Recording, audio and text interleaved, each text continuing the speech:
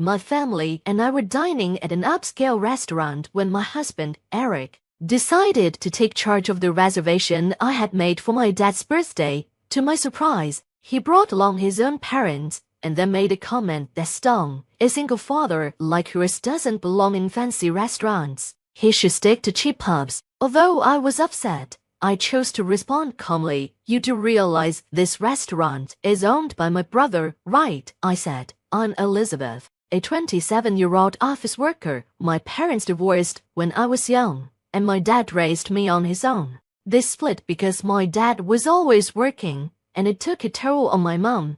Even though dad still loved her and didn't want the divorce, he eventually agreed when she said, I'm tired of waiting, set me free.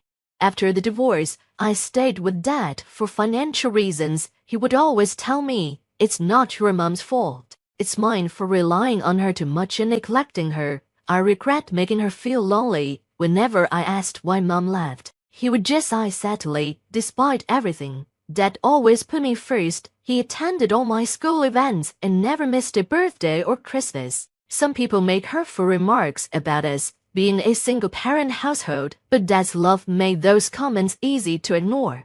After the divorce, I occasionally saw my mom, but our relationship grew distant, especially after she remarried and had another child. Once I started working, dad retired early to enjoy a quieter life. He had worked so hard to support me, and I wanted him to finally focus on his own interests. Although I live on my own now, I visit dad frequently.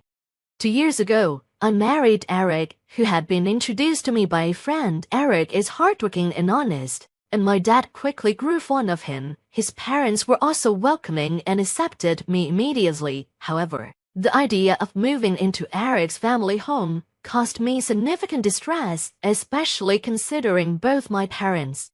My parents are getting older, and I constantly worry about them. They're both retired now and have become increasingly isolated, rarely going out or interacting with others. Moving in together seemed like a good opportunity for everyone, and Eric pleaded with me to consider it. Please, think about it, he said earnestly. Of course, I wanted to respond to his heartfelt request, but moving into his parents' house would put a considerable distance between me and my dad, making it difficult to check on him as often as I used to. Although dad is in good health, I feared that if something happened, he might not be found in time. I was torn about what to do, but eventually, dad offered his advice. I'm healthy enough to live on my own. I don't want to be a burden to you. You should take care of Eric's family. Just call me if anything happens, he emphasized. Reluctantly, I agreed to move in with Eric's parents, but just a few weeks after the move, I began to regret my decision. The people I thought were kind and welcoming began to show their true colors. Eric and his parents started treating me like a servant, leaving all the household chores, cooking, laundry, and cleaning solely to me while they did nothing. When I asked Eric for help, he brushed me off. I'm tired from work too. Housework is a wife's job, right? He retorted. My protests that I also worked fell on deaf ears. It's different. You married me, so you should be devoted to me and my parents, he would say dismissively. Coming home exhausted from work, only to face an endless list of chores, was overwhelming. But it wasn't just the chores. Eric's mother, Mary, made my life a living hell. She would deliberately spill food to dirty the floor or complain about the smallest speck of dust. This spot is dirty, clean it, she would order, leaving dirty clothes everywhere for me to pick up. After I had washed and carefully folded them, she'd say, these folds will crease the clothes, do it again, and then keep them apart. Mary often made cruel remarks about my upbringing, sneering, you can't even do housework properly, because you weren't raised in a proper family. How pitiful. It's amazing you can't hold a job. The company must be blind to hire someone like you. It's your dad's fault for the way he brought you up. I was against marrying someone from such a family, but Eric insisted. I deeply disapprove. You should be more devoted to us and Eric. If we hadn't welcomed you as a wife, you'd be living a sad, lonely life with your dad. Hearing such insults about my dad made my blood boil, but I had to suppress the urge to lash out at Mary. The worst part was Dad John, my father-in-law, and Eric did nothing to intervene. Instead of supporting me, John would look at me with disdain. And Eric would even join Mary in mocking me. "Mom's right, you lack any gratitude toward us," he would say, echoing her sentiments.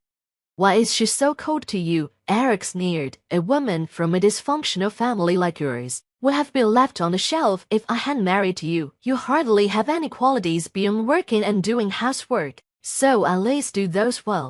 Don't even think about asking to share the chores. That's your role as a wife. Making excuses like being tired from work is completely unacceptable.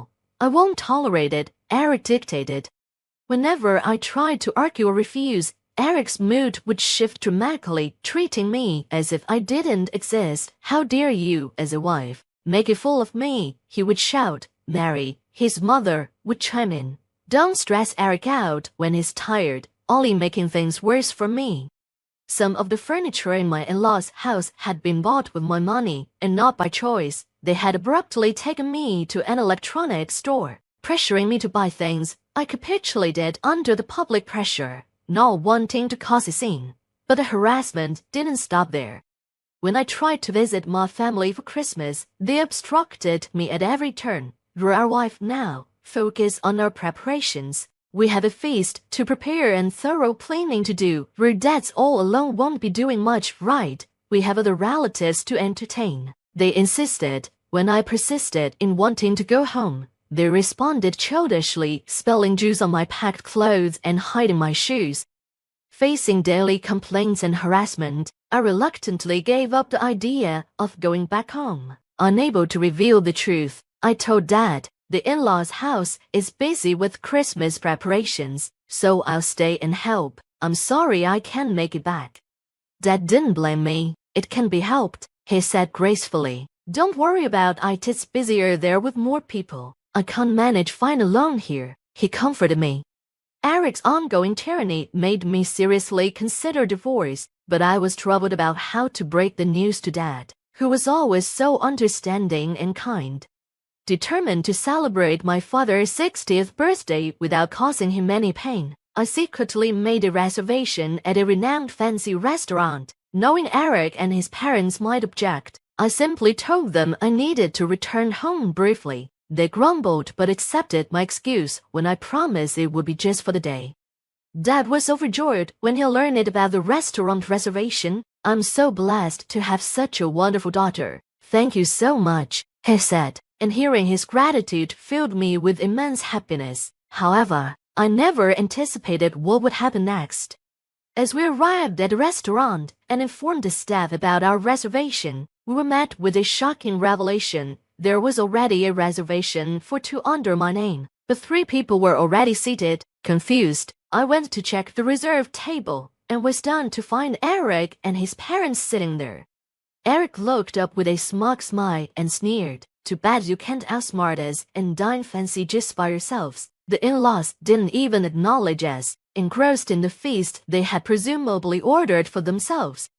Dad, seeing Eric and the in-laws at the table, looked back and forth between us, clearly puzzled. He had only ever seen the pleasant side of Eric and his parents, so his confusion was understandable. Eric, suspecting something was up due to my cheerful demeanor about returning home, had secretly snooped through my phone. He discovered the reservation and preemptively ordered dishes for himself and his family to undermine our plans. With a triumphant expression, Eric began to mock us, people from poor, single-parent households like you don't belong in fancy restaurants. Know your place and be grateful we're allowing you this much. You should go to some cheap pub instead, he said loudly, drawing annoyed glances from other customers. Oblivious to the discomfort he was causing, he remained smugly self-satisfied. Dad, seated next to me, was dumbfounded by Eric's audacity. I was at my wit's end. I knew Eric and his family were selfish, but I never imagined they would stoop to such shameless levels. My anger reached its peak, threatening to ruin this special 60th celebration. Suppressing my urge to shout, I calmly addressed Eric as he sat there smirking. "This is my brother's restaurant," I said firmly. "He invited us here to celebrate Dad's birthday." At my words, Eric and the in-laws, who had been disinterestedly eating, Frumsy, my brother, who had been listening to the conversation from the back of the restaurant, appeared with a deeply displeased expression. Although he had been taken by Mom during the divorce, unlike our estranged mother, he has always maintained and cherished his relationship with Dad and me. My brother owns the restaurant and had suggested celebrating Dad's 60th birthday here. He hadn't attended the wedding due to work commitments, but he had seen the photos and recognized Eric. Initially, he thought Eric and the in-laws at the reserved table were there to join the celebration with Dad. But seeing Eric mocking both me and Dad, and the in-laws not correcting him, my brother was furious.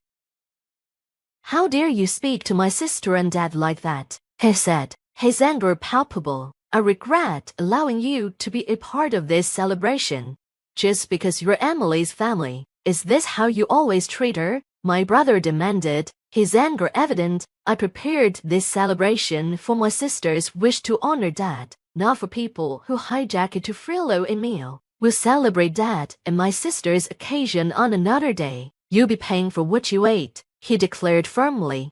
Eric and his party began making excuses. "No, that's not it. We were really meant to celebrate," they protested, but my brother left them to the staff and came outside to join Dad and me.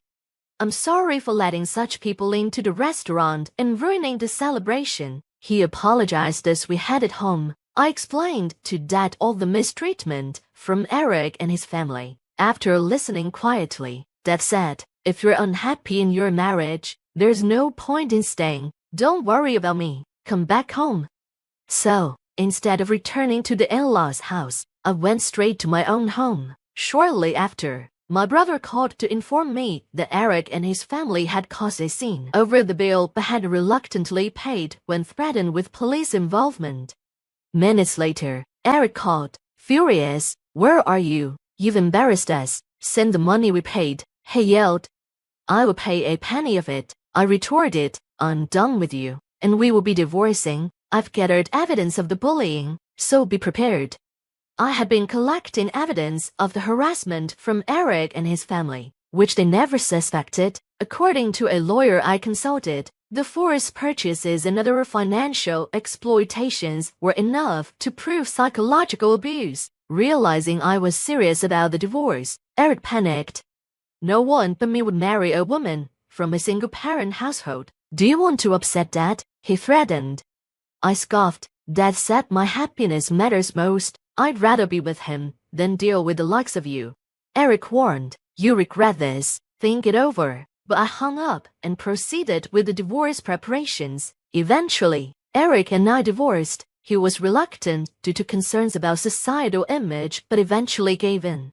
As the court date approached, I had gathered substantial evidence of psychological abuse, which ensured I received a fair settlement in the divorce. During the property distribution, I took steps to protect my assets and secure my future. I reclaimed the furniture I had purchased for the in-laws' house, exercising my legal right as the buyer. The in-laws tried to complain, but my lawyer simply pointed out that a purchaser naturally retains the right of possession, leaving them defeated.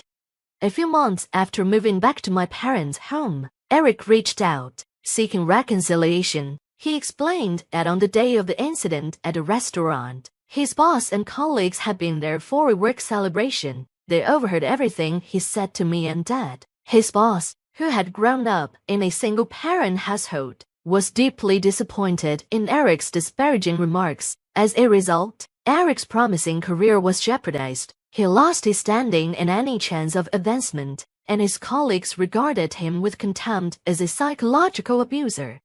Eric's troubles didn't end at work. The in-laws' household had become chaotic. Before the divorce, Eric and the in-laws had offloaded all household chores onto me. After the divorce, they were now bickering over who should do the chores, with Eric being pressured to buy new furniture to replace what I had taken and contribute more financially.